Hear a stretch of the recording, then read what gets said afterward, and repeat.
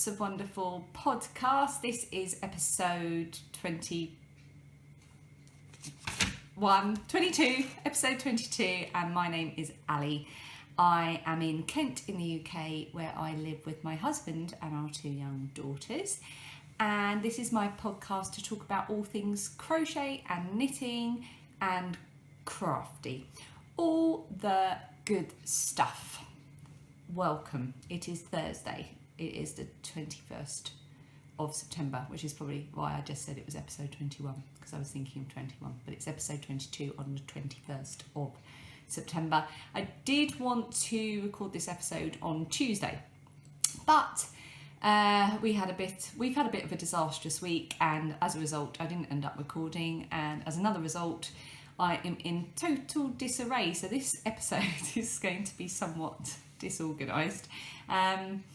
My two daughters both got sick, and Tuesday was a complete washout. It was the day of sick.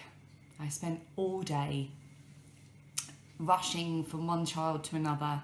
When one was up feeling a bit better watching TV, the other one was flagging and in bed, and then I was running in between them, and then they would periodically throw up all over things. Although my 6-year-old seems to have got the hang of throwing up into a bowl, my 11-year-old, who should know better, tends to just think, oh, I'm going to be sick, and then go blah everywhere. So at one point I had my mask on that I use for dyeing yarn in order to go. Anyway, you don't need to hear about this. You don't want to. You did not come to watch this podcast to hear about me and sick. Sorry about that. So we start again. Welcome to everyone who has come to join me today. I always put the show notes right down below this video underneath, and you will also find there some timestamps. So if you want to jump to any particular section of the podcast, you can. And today we are going to be talking about finished objects. I have got 3.5 finished objects, which is quite good going, because I spoke last time about how overwhelmed I was feeling with all my works in progress. So I feel I've made a bit of a dent, although I have started something else as well. But you know, we're getting there. 3.5 finished objects. Then we're going to talk about some works in progress. Then we're going to spend a short time catching up about the Strictly Sock Along, which is my accidental cow that I started. It was something I was going to do anyway, and I thought I'd find out if anyone wanted to join in, and it turns out people really do. So now we're having a lot of fun with the Strictly Sock Along. So if you want to hear more about that, stick around or jump forward to that using the timestamps below. Then we're going to talk about incoming things, because I've had a few lovely postal items come in, so I'm excited to share those with you. And then I think we'll do a little vlog at the end. I went to a 1940s festival here in Kent every year at Chatham Dockyard. They do a salute to the 40s festival, so I tried to take some video whilst we were there. We didn't go dressed up, and we kind of wish we had, because we felt a bit out of place being not dressed up. So I think we're already planning next year going in sort of 1940s costume, which could be a good opportunity for knitting, couldn't it? Nice knitted jumper.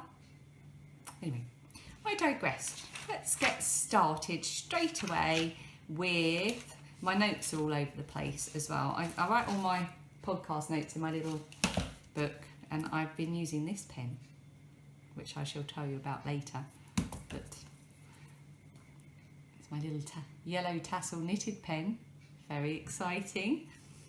More on that later. So, but my notes are all over the place. They're kind of backwards and forwards, so I'm going to have to flick through. But let's get started on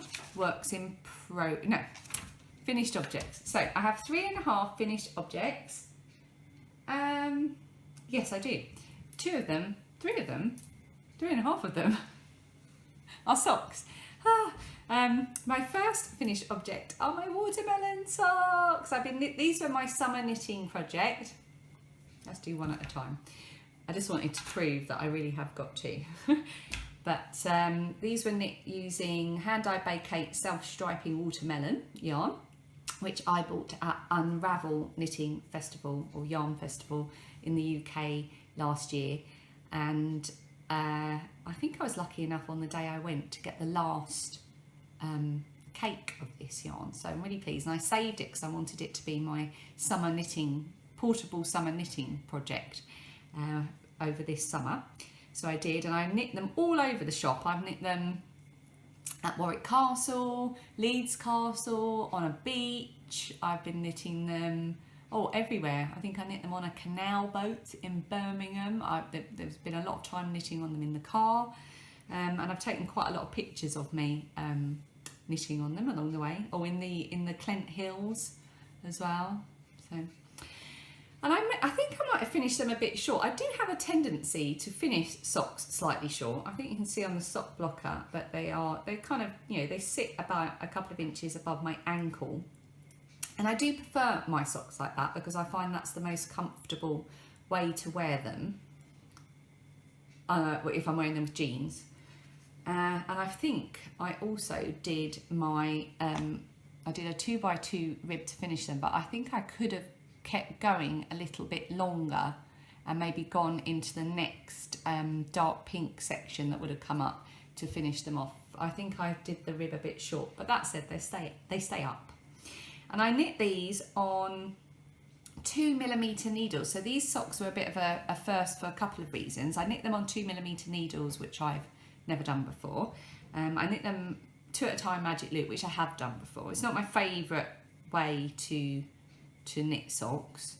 I prefer to knit my socks concurrently on short circular needles, but I only had one pair of 2mm needles on an 80cm cable, so I decided to go with 2 at a time.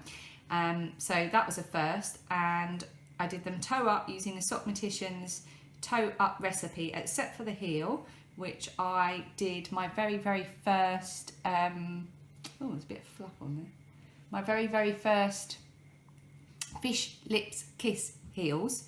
So yeah, I like those. I'm glad I tried that, and I think I would do that again, and they do fit very well. They fit nice and snugly, which I like. I also played about a bit with my tension. I talked a little bit in the last episode about that. I discovered that I was probably affecting my tension by the way I was holding the yarn. So they have tightened up. In fact, I think you can probably, I don't know if you can see, but that's my tension at the beginning, and that's my tension towards the end, and it did get quite a bit tighter. Although I haven't decided which one I prefer.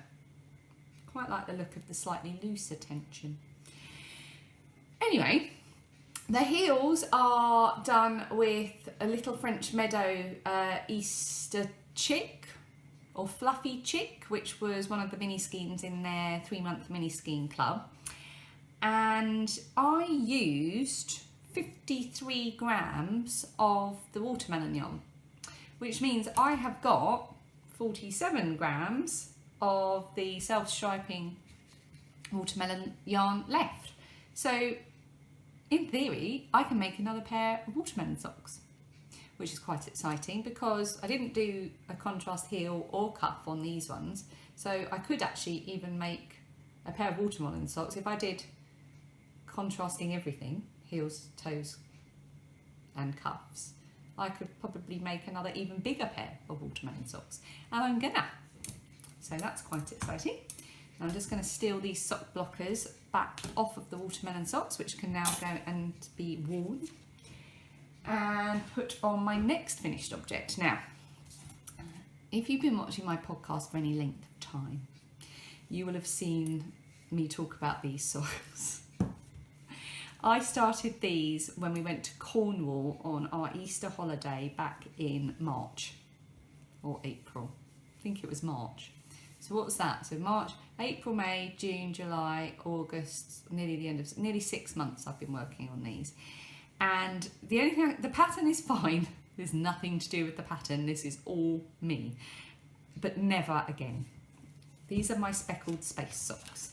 I'm going to show you the neater one first.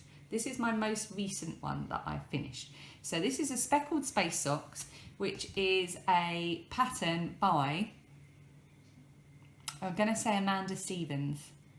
I'm pretty sure it's by Amanda Stevens, and I'll put it on the screen anyway and correct myself if I'm wrong. And I also can't remember if it's a paid for pattern or if it's a free pattern, so I'll put that on the screen too. On Ravelry, I think it's a free pattern, I don't know. And yeah, so it's a fairly simple texture that goes along the top of the foot in a, I don't know why I'm showing it to you like that. I'll do it like that so you can see. It's kind of like chevrons, textured chevrons. And then you do the heel, and then when you get to the leg, you do the chevrons all around. And that's where I really fell apart on these socks. Yeah, I really struggled with that, with slipping stitches from one, about how to read the chart really. I think it was an issue with my chart reading abilities, but I did get there in the end on the first sock, and I thought that would mean the second sock would be easier, and I made a load of notes, but no, I made mistakes on the second sock. In fact, you can probably see that there's a bit of a gap where there's a join between the chevron there, but by that point I was about ready to lose the will to live really. So I thought, well, who's going to notice that? These are from my daughter, my eldest daughter. And I also did a little contrast bit at the toe.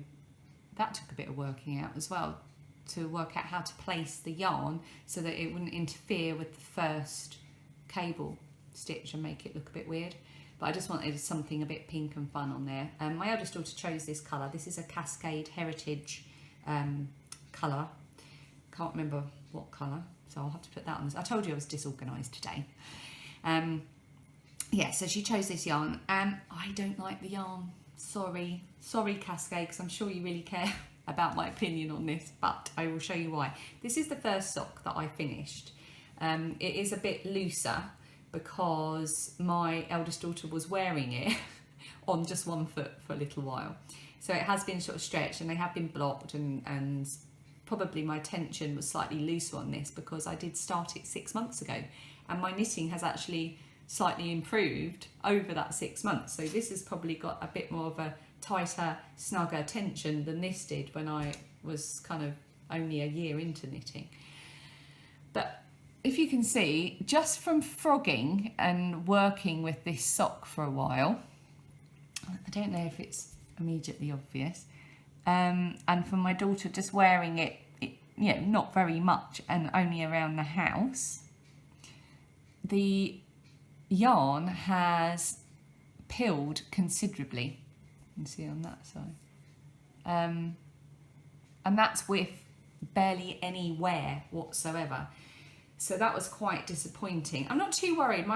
These socks fit me, and I don't think my daughter's feet are going to grow that much more, and there's enough room in there and stretch that if they do grow, these socks are going to last her until they fall apart. So that's fine, but it is slightly disappointing that the yarn is pilling so much before they've even had any wear. This is pilling just literally from trying on a bit of frogging, knitting and blocking. So yeah, I don't think I'd buy that yarn again, although the colour's beautiful, and it was fine to work with. It's just a shame with how it's now performing afterwards. So that's my second finished object. And then I have a half finished object, which is also socks, which is over there. So I'm going to show you the half finished object now before I show you my next finished object. So these are in my little pouch that my friend Erica bought me years and years ago. And I now use this for keeping sock projects in when I'm on the go, because it's just the perfect size for fitting 2 little socks in and a little ball of yarn. And I have finished the first one. These are my, what's the name of these? Summer Berry Dream. Hang on a minute. I will check my sock notebook. This is where I keep details of all my socks. It's Drops Fabel Print, and the colourway is 330 Berry Dreams. I always forget that. And I finished sock 1, yay! And sock 2, these have been knit on 2.25 short circular needles, and I just knit them concurrently. So sock 2 is a little bit behind, but it's nearly there. We're past the heel and we've just got a few more rows before I start to do the rib. But the sock 1 hasn't been blocked, but it is finished. So ta-da! And again, I think I could have probably knit them a bit longer. I don't know, I must get to a point, because I knit my socks toe up, I must just get to a point where I think, oh, I'm bored now, I'm just going to stop knitting and then start doing the rib. Although I did do a proper nice deep rib on these, and these are for my mother-in-law, whose feet are slightly bigger than mine, and I can get these on just fine, so I think these are going to be great for her, and I'm looking forward to getting them all blocked and nice and ready to gift at Christmas. So that's my hoe, my Thundercats hoe object, my half finished object. And finally, my fourth finished object wasn't even something I was working on the last time I spoke to you. This is one of, oh, maybe it was. Oh, I don't know if I mentioned it, if it was. So I've been making these little crochet baskets. These are just kind of like my quick and relaxing things that I do. Now the yarn is all still attached for a reason, because I'm undecided on this. This has been a controversial basket. When I say controversial, I just mean that my husband, my kids and I are in a disagreement on whether or not it is finished. So let me show you. So this basket is possibly a finished object. This is my latest one. As you can see, it holds its shape completely by itself, and that is because I am making this with a 5mm hook, and oh, let's turn it around so you don't have the dangling bits. So it's a 5mm hook that I use, one strand of chunky yarn or extra bulky yarn, and 2 strands of DK weight yarn with a 5mm hook, which can be quite hard going on your hands because that's quite a tight, it's quite a small hook to use for such a thick yarn, or thick combination of yarns. But it means that it gives it a very definite shape and a very strong hold. So it will hold its shape like that by itself. And that's what I wanted to go for. So I've made a couple of other baskets in this way, and I really like them and I find them really useful. So I wanted to make a slightly smaller one, and then I wanted to see if I could incorporate sort of a hole effect, a lace effect around it, and if it would still hold its shape, which it has. So I was really pleased with that, and then I quite liked it as it was, and then I decided to put these little bobbles on the top. And I'm not sure if I like the bobbles. I think I would quite like it without the bobbles, and just a nice streamlined shape, and maybe just bring it in a little bit more. But my girls like the bobbles, and they think the bobbles should stay. And my husband says it reminds him of the joke. So this is the joke. What's this? It's a dead one of those. What's this? I don't know, but here comes another one. What's this? It's a dead one of those. What's this? I don't know, but here comes another one. This is one of those moments where I now need to stop talking, because I'm going to publish this to the 1,500 odd subscribers that watch, and you're going to be watching this going, what? What is she talking about? I'm hoping that we're like-minded enough that you get what I mean. It looks like some kind of anemone. Is that how you say it? Some kind of sea creature or living sea plant thing. So it could be like this in the waves. Or it could be a jellyfish. My husband keeps sending me little emojis of jellyfish saying, this looks like your bag, your basket. So what do we think? Do we like the jellyfish bag? Or do we remove its tentacles and make it a bit more simplistic? I do like it. I like the colour, obviously. So that is my possibly finished object, but who knows.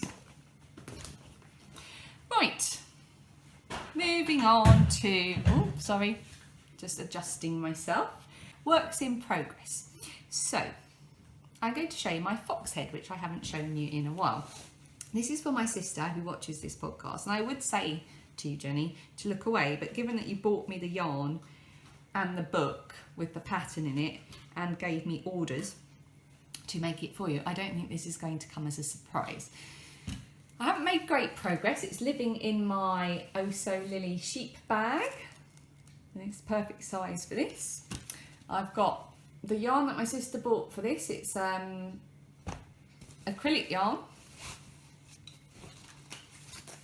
and it is double knitting Hayfield. Oh no, sorry, it's 80% acrylic and 20% wool. I didn't know that. And I can't remember the colours, but kind of foxy orange and foxy cream. And what I'm making for my sister at her request is this fox head. This is a crochet fox head. Oh, probably shouldn't show you the pattern. It's only part of it though. Oh, it's catching the light, but that's what I'm making. And this is how far I have got so far. Now this has at various stages looked immaturely rude, but now you can just about see it taking shape. So that's its snout, and then those will go on the end there, and then it has whiskers, and it's going to have like what looks like a crocodile stitch crochet. This is going to form the top of its head, and then there'll be a sort of body, half body base that goes behind it. So it's not much to look at now. It looks like corn or a banana, half peeled banana. Let's not go there. So yeah, so that's where I've got with my fox head. Now I really am enjoying making this. This is from the book Animal Heads, Trophy Heads to Crochet, which wasn't something that really appealed to me. I wouldn't have bought this, but my sister's a vegetarian, and she thought it was really funny because, you know, it's an animal friendly way to have this kind of decoration in your house. But her fox is going to have a purpose. It's going to live, it's going to be placed in the shed where her bunny rabbits live, as a warning to all foxes who might think they could come in for a free meal. So I haven't made vast amounts of progress, but I'm hoping to get more work done on this, because when I work on it, I really do enjoy it. And the pattern is really good. It's actually one of the smaller patterns that you can make in this book, because, well, as you can see, that's the fox there. See what that's in, and the bear and the moose and the zebra are actually, you know, 2 to 3 times the size. And it's a really well written pattern, and I really am enjoying the construction of it. It's like no other amigurumi thing I've ever made before, so I'm really looking forward to seeing that start to take on its, well, I would say life, but it can't be very alive if its head's on the wall, can it? So that's my first work in progress that I'm going to show you today. And then I've already showed you my purple socks somewhere. What's the other one I wanted to show you? So Faded sweater. Right, I'm making my very, very first knitted garment, and it is the So Faded sweater. Oops. And it's currently off the needle. So this is an 80 centimetre circular needle. And I'm wondering, it means I can knit it in the round, but I'm wondering if that was a mistake, because it means I can't, because obviously I am not 80 centimetres around. So I can't try the sweater on as I go. And one of the things about knitting a top-down sweater is you can try it on as you go. So if there are any sweater knitters out there who do this regularly, is this wrong? Should I have a longer cord on my needles so that I can try it on as I go along? As it happens, because I wanted to try it on and get an idea of where to place my first stripes, because although this is a faded jumper, mine is going to be stripy because my contrast colour is a solid one. So this is the Masakine colourway by Third Volt Yarns, and this is dark grey Drops Flora. So because it's not because this is a solid, it's going to create striping. So I wanted to make sure I got those stripes in a really, you know, sensible place. I didn't want it to run stripes to run. Sorry, if you can hear that, there's sudden banging started, which frightened the life out of me because I'm on my own in the house. But I think next door might be having their kitchen sorted out, so we might have banging. So I didn't. What was I saying? I didn't want the stripes running horizontally across like the bust area because that would look strange, and I wanted to place it in a way that was balanced. Is probably the right word. So I put it onto dental floss as a lifeline so that I could do this and see where we were. So there's textured shoulders which come down the arms, and then the rest of it's in stockinette here. So I'm thinking, sorry if I'm wobbling here, this is quite a good point to start my stripes. What do you think? Is that quite a good point? Because I didn't want to start it too far down. Yeah. So I've got a lot of the grey and less, and only one skein of the Masakine. So, and I still need to use some for the top of the arms. But I'm really liking this colourway. I am quite tempted to just buy another skein of it. So yeah, so that is on a lifeline at the moment so that I could try it on, and then I'll put it back on the needles. But as I was putting it on the lifeline, I noticed I'd made a ridiculous mistake. So the shoulders are in garter stitch, and this is why you should never knit whilst you're also trying to do other stuff like fluff, like with, you know, cook dinner or something, or look after sick children. I'd obviously started happily knitting my garter on one of these rows and put it down mid-row, and then when I came back I'd probably just picked it up and knit a row, knit the rest of the row. I don't know if you can see that I've got just one half or 3/4 of a row that should be purled has been knitted. So I don't want to take back, what, 1, 2, 3, about 6 rounds, entire rounds, to redo that. So I'm thinking, can I put something to hold the yarn and just take back that section? Is that possible? Can I take back just that one section, insert my needle, knit it, sort it all out, and then rejoin it? So my 2 questions about this sweater. By the way, it's the So Faded sweater, which is a pattern by Andrea Mowry. It is a paid for pattern, and it's a top-down raglan sweater. There is now drilling as well. Isn't this typical? Oh well. We'll battle through. We'll battle through the noise. So yes, my question is, do I need a larger needle length wire so that I can try it on as I go? And can I frog back one section so that I can mend my mistake?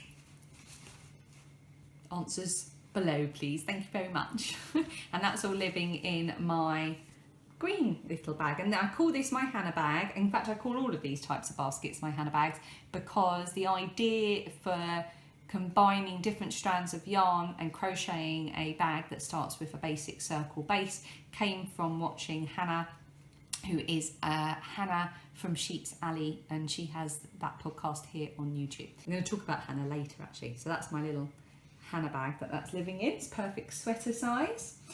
That's my other work in progress. And then my other work in progress that I wanted to show you is also a jumper.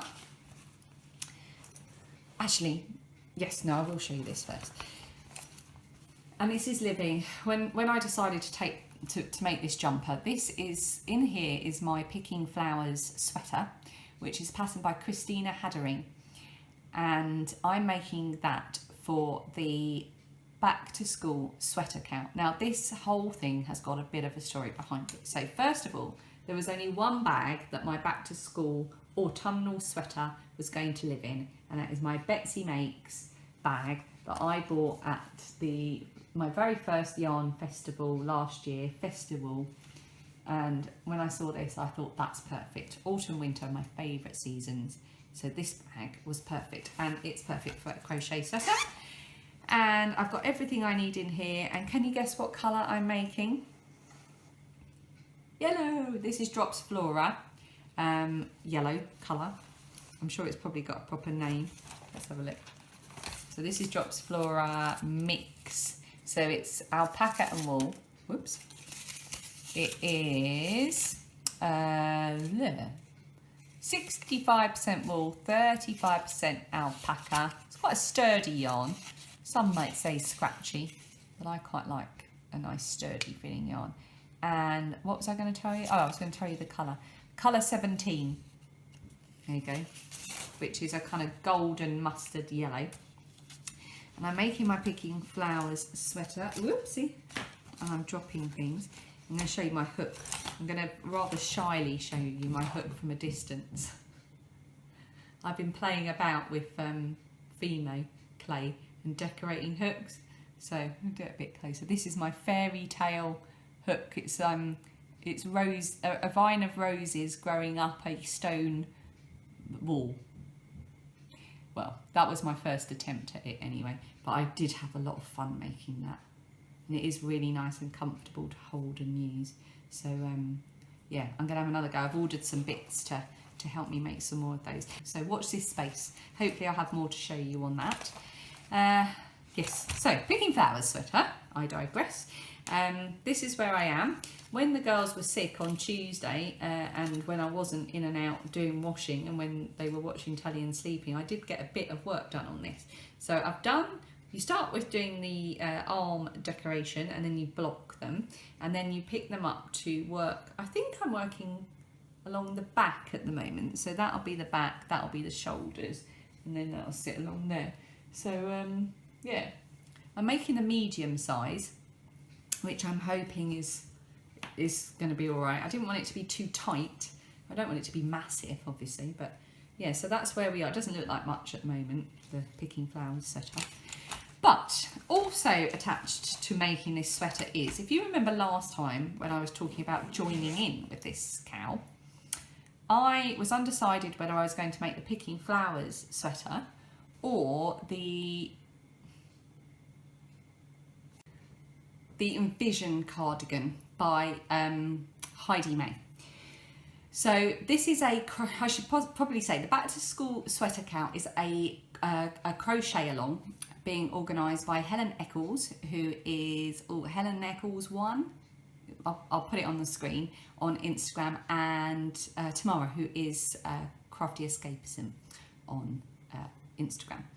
So they're hosting this, and it started I think on the 16th or 17th of September, and it runs to sometime in November, the 17th of November possibly. And the idea is you make a crochet sweater or cardigan. So I've been toying with the idea of doing Picking Flowers, and I bought the pattern, but I wasn't sure what yarn I was going to use, and I was getting all in a pickle and generally overthinking it. And then we went to our village fair, and I bought a batch, a job lot of a Wendy Pampas cotton linen mix yarn for £5. It's amazing. So it was definitely a sweater's quantity of yarn. And I thought, oh, lovely. It was in this very neutral white, off-white colour. I'll dye that and I will make the Envision cardigan. Okay, so I then had the worst dye disaster that I've well, I've not had any dye disasters because I've not dyed much yarn, but I got a bit too big for my boots. I got a bit cocky, and I thought, you know, I've dyed some yarn, I can handle this. So I skeined up a load of the balls of the Wendy Pampas yarn, and I prepared everything. I soaked it and I put it in my pot, and I added the acid dye. You see where I'm going with this? And then after a while, I thought, that's strange. Why is the yarn not absorbing the dye?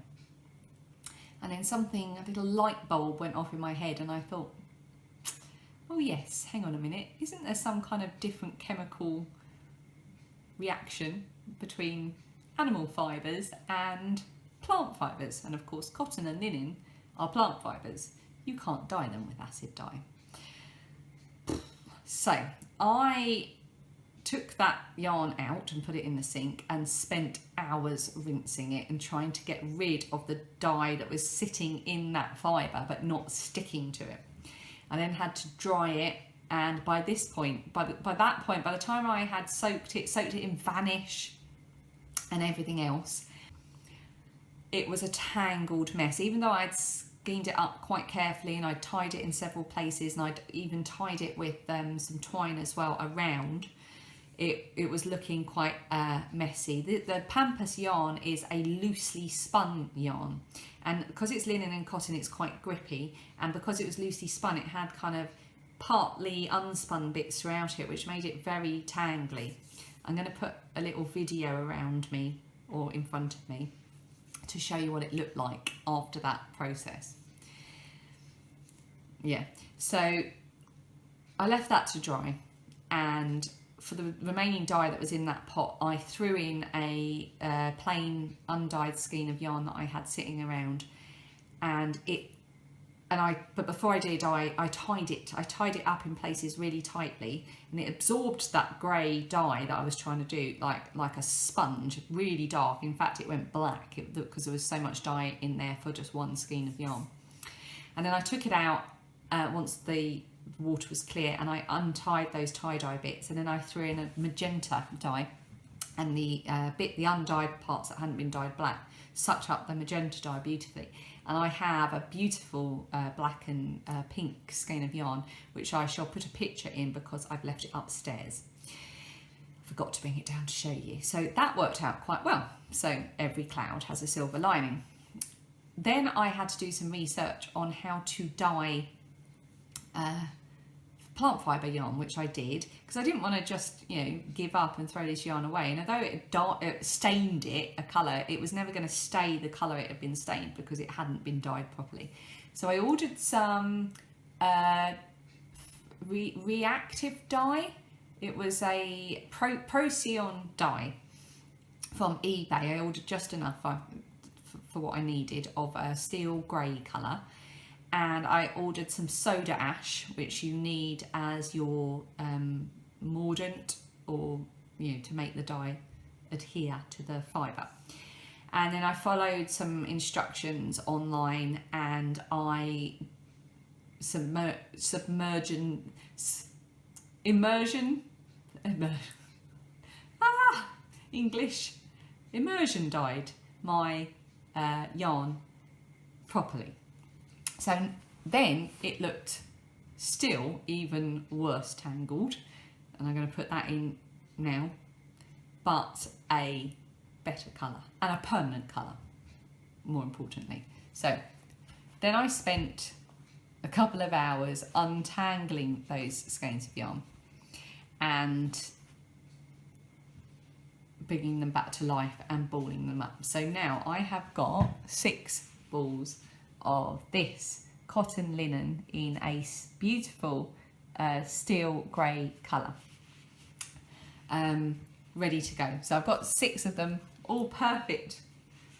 I can't hold 6 in my hands, but you get the idea. So they've been beautifully balled up, ready to go, and they are the perfect sort of sweater's quantity of yarn. However, from the work that I have now done with this yarn, I'm not convinced that crochet is the way to go with it, because crochet gives a bit of a firmer fabric. I mean, depending on what you're making. I'm not entirely sure that this is going to be the perfect yarn for a crochet project. I think it might sit better with a knitted project because it would allow it to drape more. But I don't know. I might still make the envisioned cardigan, because that's what I had in my mind when I was dyeing this yarn. And by the time this yarn becomes a garment, it will be cause for celebration because of what it has been through since I unwittingly picked it up and bought it. So yeah, so that's my dye disaster story. And I have to say, I put something about it on Instagram, and lovely Amelia, whose Instagram name I will put up on the screen. Can't remember it off the top of my head. Emil Cart, I can't remember. I'll put it on the screen.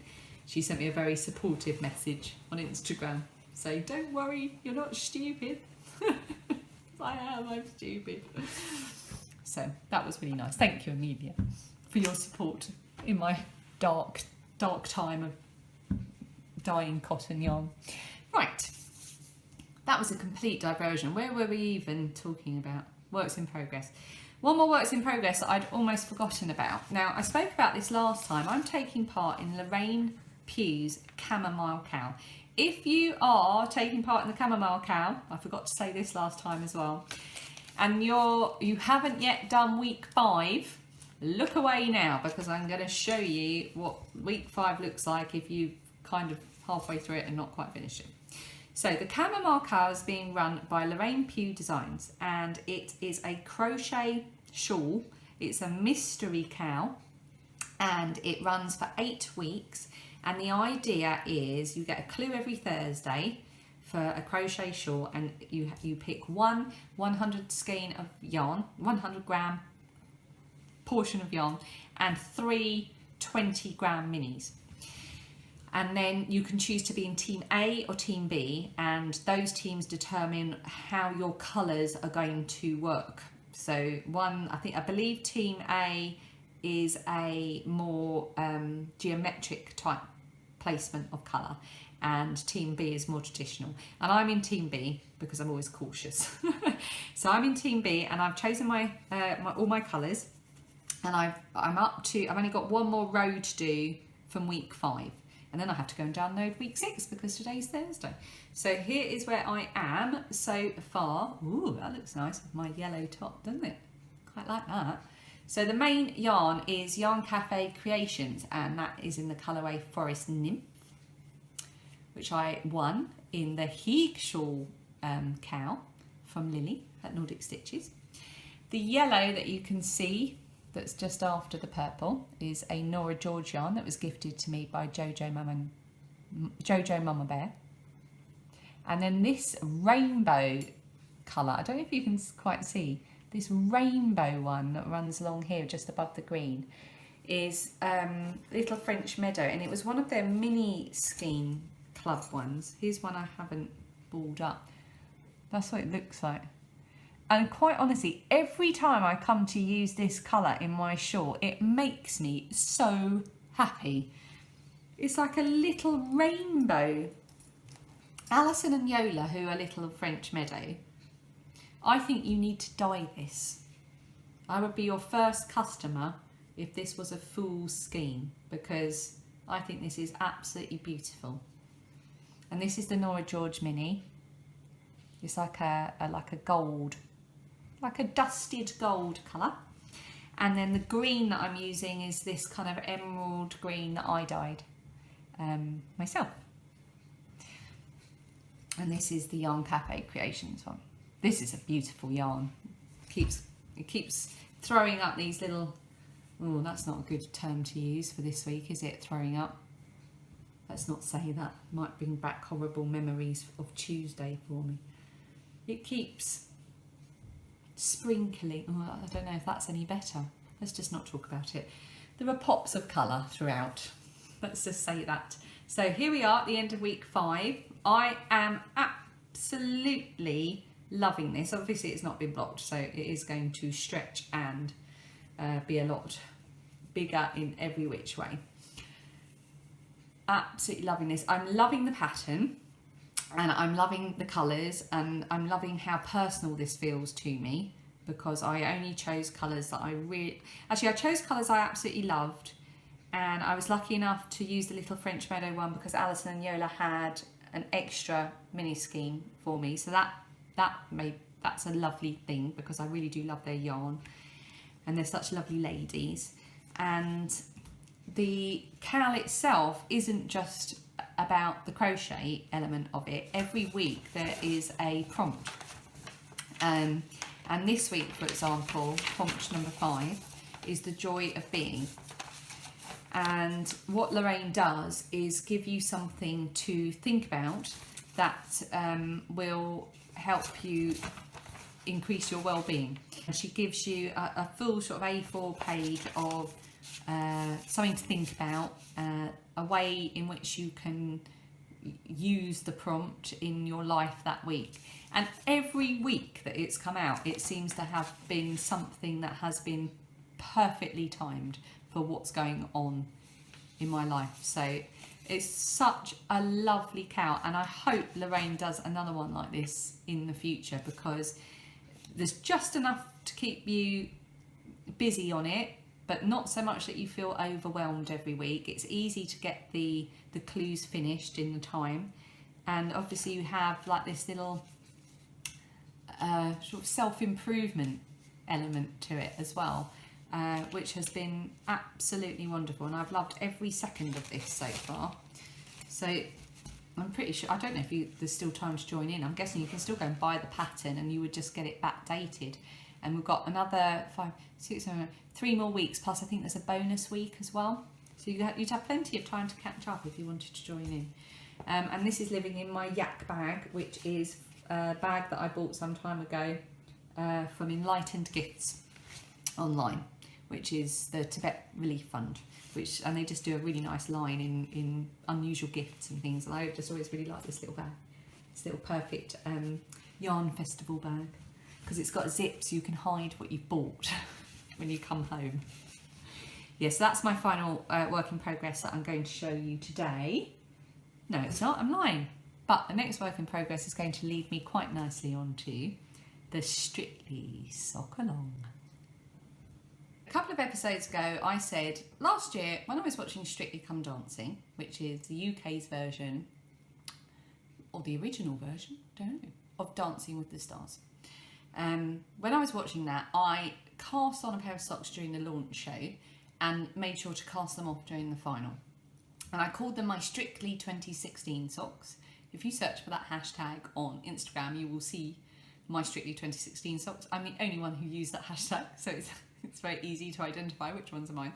And this year I said I'm going to do the same again. Would anyone fancy joining me? And loads of you have said you would like to join in. In fact, I'm absolutely gobsmackled at how many of you have really wanted to do this. So last episode I talked a bit more about the rules, and I've set up a group, a thread on my Ravelry group, which will be linked in this section below, with the very, very serious rules. Now, the number one thing with this sock along is that the rules are ridiculous, okay? So just in case anyone thought I was being serious last time about how serious the rules are, they are very serious. The rules are ridiculous. The main rule is, okay, the only one I'm going to absolutely insist on is you have to subscribe to the podcast. You have to be a member of the group. Everything else is down to really interpretation, and that so far has been the most fun part of this this sock along, is that everybody has been embracing the rule that rule bending is encouraged. So I said last time, rule bending is positively encouraged, and that, out of all of the other rules, seems to be the one that people have taken on board the most. And the rule bending that has been going on in this cow is impressive. It turns out that you are all a bunch of rebels. So here's some examples. First of all, Sarah, hi Sarah, who is Bea and me on Ravelry, and Sarah One Daisy on Instagram. She's absolutely lovely, and she is knitting her socks, but when she started she couldn't watch the launch show, so she was planning on starting knitting her socks with Strictly in her heart. So that's an excellent example of rule bending. You know, you could pretty much get away with that anywhere, couldn't you? I wasn't knitting them whilst watching Strictly. I was knitting them with Strictly in my heart. So that's excellent, because one of the rules is you only knit them during Strictly watching. So you can only knit them when you're watching Strictly, or It Takes Two, or Strictly on YouTube, or another Strictly series. But it has to be during Strictly. But if you can bend those rules, and you can demonstrate to me in the thread that you have bent those rules, bent those rules, then, you know, go for it.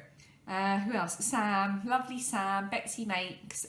She talked about it on her podcast, which I was absolutely thrilled about, as did Sandra Cherry Hart, who was like one of the first podcasts I ever watched. So that was a little bit surreal for me to hear her mention my little sock along and me, and really getting into the rule bending, the rule bending.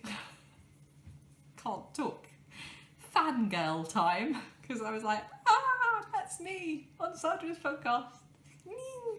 And then Sam, who's Betsy Makes, was obviously one of the next podcasts I watched, because Sandra always talks about Sam and her podcast. So, oh God, what am I gabbing on about? So Sandra is Cherry Hot on YouTube, and Sam is Betsy Makes on YouTube. They have both mentioned this on their podcast, and they've also talked about their plans for rule bending, which I've been very impressed with, especially Sam. Hers was amazing. So right, let me see if I get this right. She works as a registrar. Is that right? So part of her job is she marries people. She herself does not go and marry people, but she conducts marriage ceremonies, as do her colleagues. And I believe she said her boss officiated, if that's a word, I might even be making up words now, officiated the wedding of Ian Waite, who was one of the original lineup of professional dancers on Strictly Come Dancing. Therefore, Sam says, she could knit any time she's in the presence of her boss at work, say at lunchtime, because her boss has had direct contact with someone from Strictly. Amazing. So I'm making a list of everyone who's breaking the rules or bending the rules, and I am going to be awarding prizes. I haven't decided yet who's going to win prizes or how many there will be, but I will be awarding prizes for creative rule bending. Who else? Lots of you are using catch-up television, which is great. Lots of you are watching your own country's version of it, which is great. Suzanne, who is Suza86 on Ravelry and Weeds and Wool on Instagram, she started knitting her socks in the car, because that's when the Strictly launch show was on, but she couldn't watch it. But it was on, she just wasn't watching it. I believe she dropped her needles and they had to stop for 10 minutes, and she had to make her husband look for her needles and everything. See, we're causing havoc as well with all this rebelliousness. Someone else is going to be knitting theirs whilst watching podcasts of people who are joining in with the cow. Lily, who is Nordic Stitches, is knitting hers whilst watching a Norwegian version. Am I talking really quickly? Sorry. She's watching hers whilst... She's knitting hers whilst watching the Norwegian version, but she's also managing to get a lot of knitting time in during adverts, news and other times when it's not strictly on. So yes, I've been extremely impressed with the rule bending, and so far the prizes we have, I think I mentioned last time, we've got a pattern that's been donated by Cozy Cute Knits, the Follow the Butterflies pattern. I have got some gorgeous yarn from Lay Family Yarn. And they're in Strictly colourways. Now I did show these last time, I'm going to show them again. I'm talking really quickly because I'm getting all excited. So Kelly has donated 3 sock sets, one of which I'm using for my socks, which I shall show in a second, and 2 others, which she said I could keep one and give one away, and I feel really selfish doing that, but you know, I'm quite selfish. But I haven't decided which one yet. This is the Argentine Tango colourway. And the contrast colour that you can see in there is called Glitterball. That's Kelly's card. And she's also donated this one, which I can never remember the name. Oh, this is the Samba one. And again, it comes with the contrasting colour, which is Glitterball. So we've got these 2. So I'll probably be donating one of them due to personal selfishness. I'm going to make one of my dodgy bags. Here is an example of a dodgy bag. Everyone on Instagram was very sweet telling me that this wasn't as dodgy as I said it was. It really is. I'm not going to show you too close up. So this is one of my dodgy bags. I've got a few more to make so that you could maybe have a choice, or maybe I could give away a couple of dodgy bags. just to give you an example of the kind of thing that, this isn't an example of dodgy sewing, but this is an example of the kind of thing that happens to me when I'm sewing. So whilst I was making these bags, which was perhaps foolish, that was when I was dyeing my grey yarn. And in that process, I'd managed to get a little bit of dye onto the lining fabric of this bag. And I didn't notice until after I put it all together. So I thought, well, that's fine. And I soaked it in a little bowl with Vanish in, and that took it right out. And then I went to iron the inside. Well, the iron was dirty from all my ironing of edges and things like that. And look, that's the kind of thing that happens to me. So now I'm going to have to soak that again in Vanish to get rid of the iron mark. Yeah, there was no professional sewing going on here. What else? Oh yes, so I'm going to give away dodgy bag. There's the pattern, there's the yarn. I'm going to buy a crochet magazine. Yes, I've decided it's going to be a crochet magazine because I find that they are the most, I think they are the, I do prefer the crochet magazines to give away to someone. I may make or give away one of my Halloween ornaments that I've shown before, my little clay ornaments. And then I contacted Crafty Cat Knitty Bits, who is Debs. Crafty Cat Knitty Bits on Instagram. Here's her card. Because I have been looking high and low for a stitch marker that would be suitable for strictly sock knitting. Specifically, I wanted like a disco ball, like a glitter ball. And I contacted her because I have bought a lot of Deb's stitch markers in the past, and I've always absolutely loved them. And her shop is amazing. She does hand-dyed yarn as well. I said, have you got anything that might resemble a glitter ball? And she said, give me 5 minutes, I'll go and have a look. I'm just looking for something that I can put this on. All I can find is an Aberdeen pencil. It's not quite thin enough. One moment, please. Please hold. We'll put them on a crochet hook, hang on. So she said, oh, I might have something. Give me 5 minutes.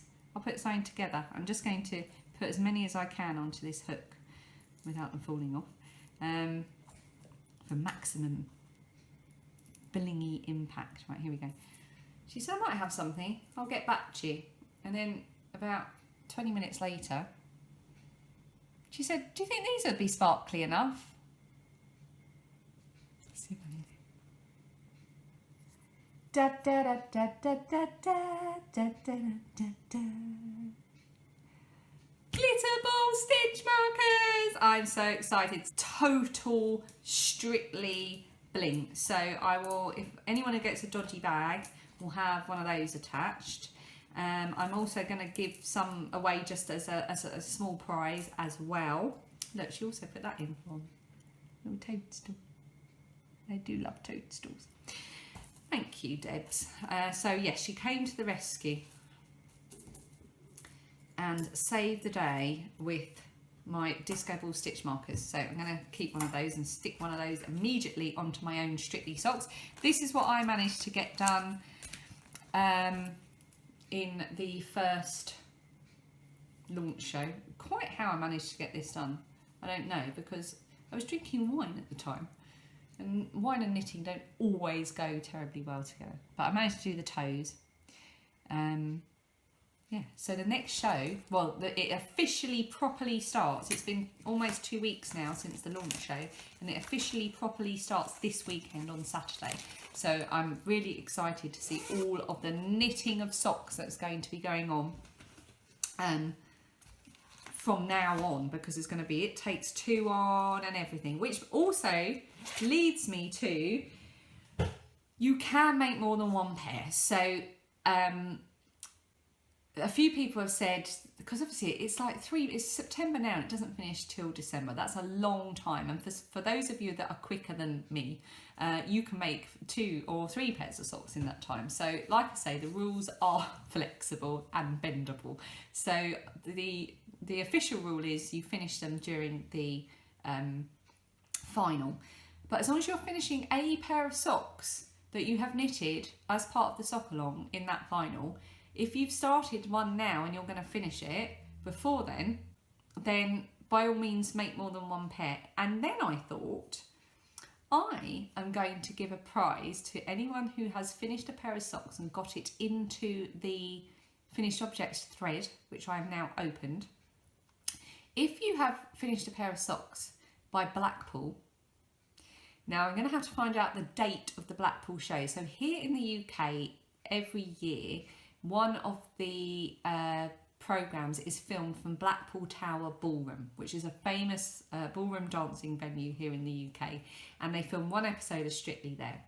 And it's kind of a thing, if you make it to Blackpool,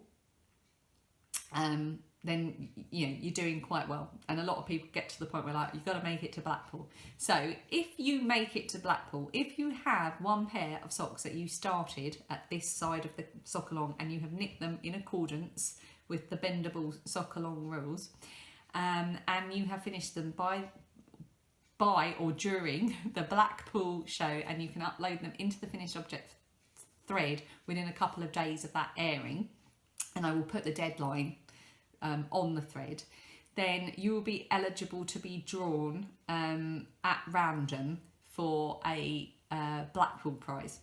So it'll probably be some stitch markers or a bag or the pattern or something. I'll pick a prize and there will be a Blackpool prize. I may do a Halloween prize as well, and I was thinking, I've already said there'll be prizes for creative rule bending.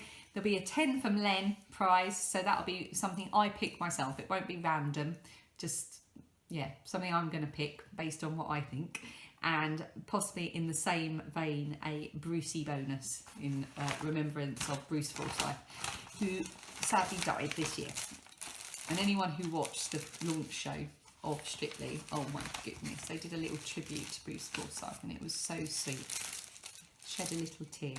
Right, I think I've probably been rambling on for well over an hour already. So I'm just going to have a sip of Coke. I hope I haven't sped through this at like a rate of knots. I feel like I haven't stopped talking. I feel like I've just been like blah blah blah blah blah, which isn't, you know, that different to normal. But I do apologise if, you know, anyone's watching from another country and English isn't your first accent or language, because it might be quite hard to follow a rambling British person speaking really fast. I want to show you very quickly a couple of bits that I had in the post. Hannah, lovely Hannah, who I mentioned earlier of the Hannah from Sheep's Alley podcast, contacted me a few months ago to see if I would like to do a swap with her. Now, I've spoken about Hannah before, and she does a monthly podcast, and I absolutely love her podcast, and she's such a creative person. She doesn't just, I mean, she's a very accomplished knitter and pattern writer, but she does other things as well. She sews and she does ceramics and she does all kinds of things. She's an extremely creative person, and I love the things she makes, and I love her use of materials as well. So we agreed to do a swap, and we agreed that we would do something handmade and some tea and some nibbly bits and yarn. We agreed on a certain amount of yarn. So I was quite blown away by what she sent me. I sent hers to her this time last week, actually. It was 1 week ago. Actually, I don't know why I'm taking everything out. Let me show you this bag first. So I received my parcel before I sent my stuff to her. So I purposefully just left it and I didn't open it, which was really, really difficult because I really wanted to open it. But I waited until I'd posted mine. So first of all, I've got one of Hannah's handmade bags. Now this is made out of a pair of old jeans, forgive me if I've got this wrong, some vintage lace, and then she made this yellow doily from her head. She just made it up, yellow doily, and sewed it on. Yellow buttons, yellow tassels that she's made for the drawstring, and then she's lined it. I think she said this was from a skirt or something that she found. Is it called a flea market? I don't know what a flea market is. Is that like just a market? I don't know. Anyway, she lined it with the material from the skirt, which has also got yellow in it. And then she put all of my gifts inside. Now there's some napkins, some sort of Christmassy napkins in here. There was some Carl Fazer chocolate, but it's not in there anymore. I don't know, I must have, I must have put it somewhere. It's probably next to the fruit bowl being ignored because, you know, obviously I eat only fruit and vegetables. So I don't know where that chocolate is, but it, yeah, don't know. Some tea is in the front pocket of my bag. And she sent me this little mini loom thing, which I've never seen before in my life, but I've now Googled and I can see all kinds of amazing little miniature woven things that you can make. So that was in my bag. But let's get to the yarn. So first of all, she went to a knitting festival near her and she bought me tuku wool. I love tuku wool. I was lucky enough to win some from Mina of the Knitting Expat, and I used it to make a colourwork hat, and I loved it. So she, Hannah, has bought me these 4 colours of tuku wool, and she's got the other half of all of those, and we are going to make striped mittens. We'll have a little knit along between the two of us, and we're going to make striped mittens using the same tuku wool, which is a really lovely idea of Hannah's. And she said there's a tuku wool along going on, I think in November, so I need to find out the details of that, and I think we're going to do it at the same time as that so we can enter it into that can as well. She also sent me, and she said she thought these would make excellent socks for my husband, and I think I agree with her. It's a kind of greeny yellow colour, and it is knit lobs layer, and then other things I can't pronounce. I'll show you the label. That's the yarn. That's what it looks like. This gorgeous golden greeny yellow colour, mustardy colour. And it is, the colourway is, olive. That's the right word, isn't it? Olive. I think it's or olivey or olive. I don't know, I can't read the writing. So that is lovely, and it's a really kind of rusticy feeling yarn, and I love soft yarn, but I really do like rusticy yarn, which is why I like the tuku wool so much as well. But then, to top it all off, Hannah dyed me my own colourway of yarn. This is my special colourway for Ali, and it's called Yellow Is There Really? And she told me that the colourway is called Yellow Is There Really because when she went to dye this glorious sort of berry pink colour, it was originally going to be yellow, and she had her own dye disaster and it didn't really work out as she wanted it to. So she over dyed it and it turned out to be perfect. And she said she could never do it again even if she tried. So it's a one-off special colourway for me, and it's got the contrasting golden yellow. And honestly, I love this. And again, it's this lovely kind of rusticy feeling yarn. And it's 75% wool and 25%. I always say this one, I think. I always say polyamide. Polyamide. You know what I mean. So that was absolutely, and obviously I'm still doing my thing where I'm keeping it all in the bag. So I can keep pretending I've just got it. Except for that chocolate. Don't know where it's gone. And she sent me my knitted pen, which I showed you earlier. So Hannah made this knitted pen. Both my girls want a knitted pen now, Hannah. So I'm either going to have to place an order or learn to do it. And it's yellow. And it has a tassel. It's just everything I could possibly want in a pen. So thank you, Hannah. That was so much fun. I love doing swaps, and I had a lot of fun. Oh, didn't show you she also made these stitch markers to go with my very own colourway. She made me my very own one-of-a-kind stitch markers as well. Oh, and hang on a minute. Oof. She also sent me one of her watercolours. Because she's not clever enough already. She sent me this, and on the back of it she's written a note that went with the package.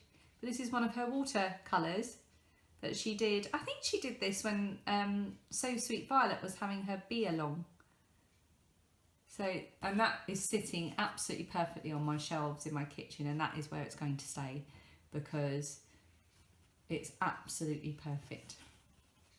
How clever is she? So I really enjoyed that swap. Thank you so much, Hannah, and I hope you've all enjoyed seeing the things that I was lucky enough to receive. I'm very sorry though.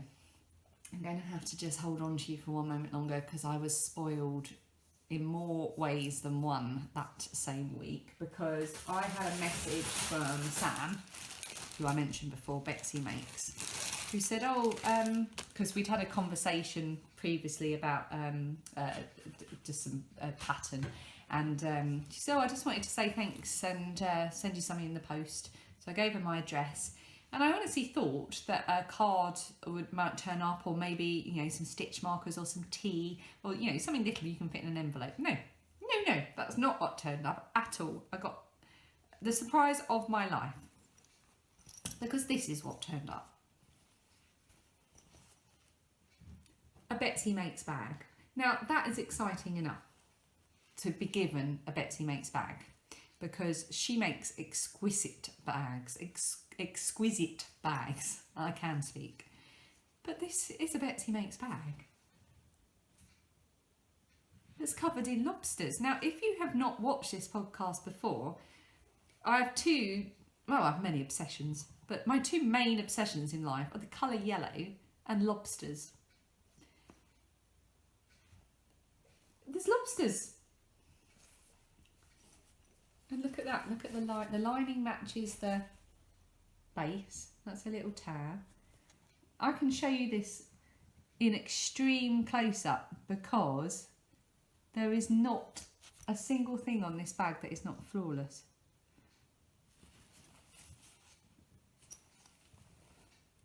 How anyone, like, I made 2 of my dodgy bags the other day. It took me about 5 hours and they are really dodgy. How anyone can make a bag that looks this flawless and perfect is utterly beyond me. I am in awe of people who can sew in this way. So, and it's a really nice size one as well. Don't know if that, wait for it. I got a matching notions pouch as well. A little lobster matching notions pouch. Oh, I was thoroughly spoiled. Thank you, Sam. That was such a lovely thing to do, and I was utterly blown away by both of those things, and I feel very lucky, and I hope that Hannah likes her parcel when it arrives. And I have threatened Sam with a return surprise, and I know she's desperate, as everyone must be, to get her hands on my poorly made, terrible example of a bag. So I'm sure that one will make its way to her at some point. So I was going to do some other bits, but I think this is possibly the longest podcast ever. I'm just going to pop in a little vlog at the end of our trip to the 1940s festival at Chatham. And that's that. I hope I haven't spoken too quickly. I hope I haven't bored the pants off you. Please come and join in with the Strictly Sock Along. One final thing. Today is the 21st of September.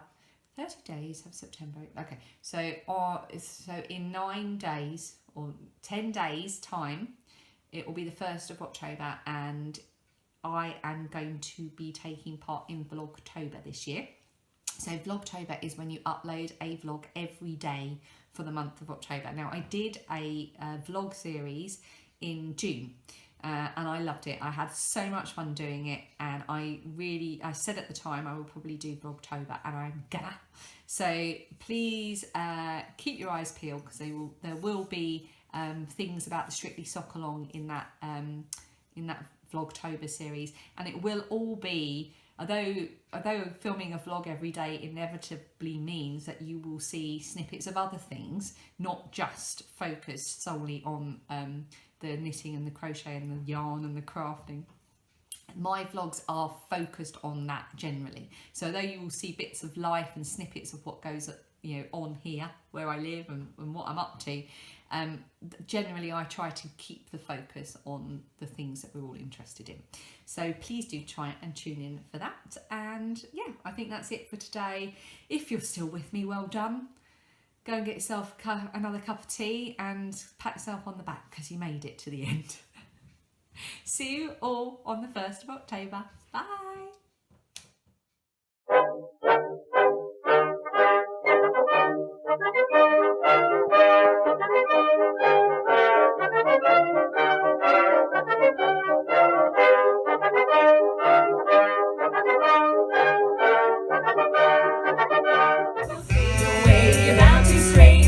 Get in your eyes, so don't sit under the apple tree with anyone else but me till I come marching home. Don't see my coming home.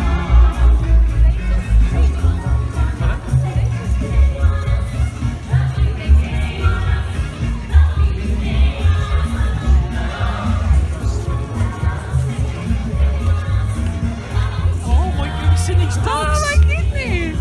Look at the dogs, baby!